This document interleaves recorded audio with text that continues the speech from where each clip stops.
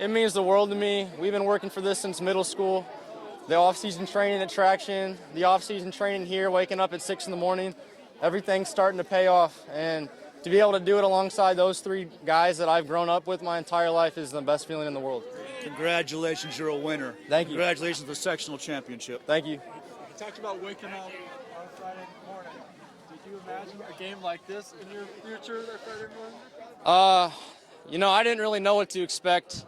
Noblesville, I kind of put my hands in God's hands, and whatever He has in store for us is where we're going to go.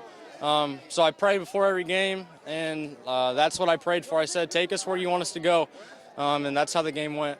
So can you even fathom what kind of night you had tonight? 4 interceptions. Can you just stop for a second and realize what kind of night you had? We won the game. That's all that matters. I'm proud that my team was able to pull through, and it was a fun night. It was a fun night. Were you getting in the coach's ear because you had a running one, you had a receiving one, you knew you needed to get a throwing one for the trifecta? Were you in the coach's ear at all? No, I wasn't paying attention to that. It was all about the scoreboard, how much time was left. I'm just playing hard every play. Whoever plays hardest the longest wins. Zolman talked about last week there's a little bit of stink on you guys from that performance. Obviously you got out with a win, but you're now here. How hungry was this team to maybe shake that off and get back to Homestead ways? We were really disappointed with our performance against Noblesville. We came out with the win, survive and advance. That's the name of playoffs. And we were able to just focus and go back to the basics this week, just prepare for this game.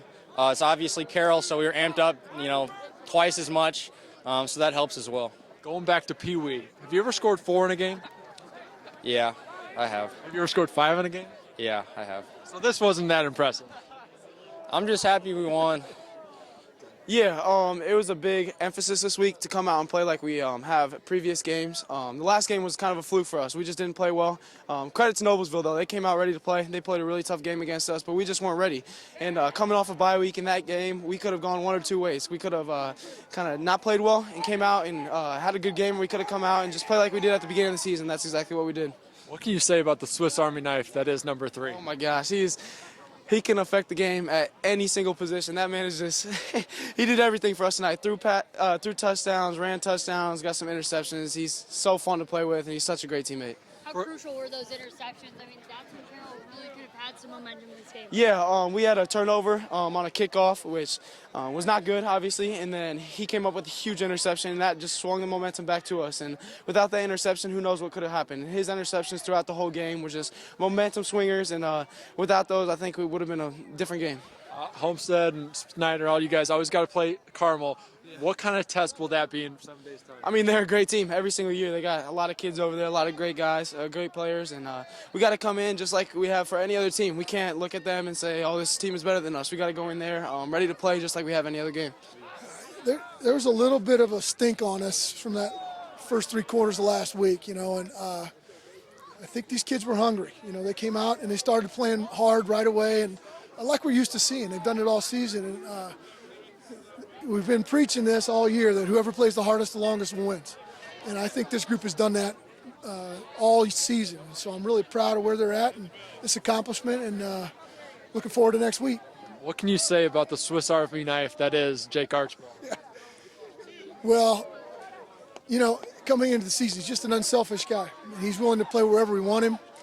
And you saw what kind of weapon he is. He can score in any way you can think of, and I think he did that tonight, which is pretty unbelievable. I know I was standing next to you on the sideline, but you weren't thinking about the trifecta, though, were you? I had no idea until you mentioned it. I didn't know it until somebody told me about it. But yeah, he's a special player.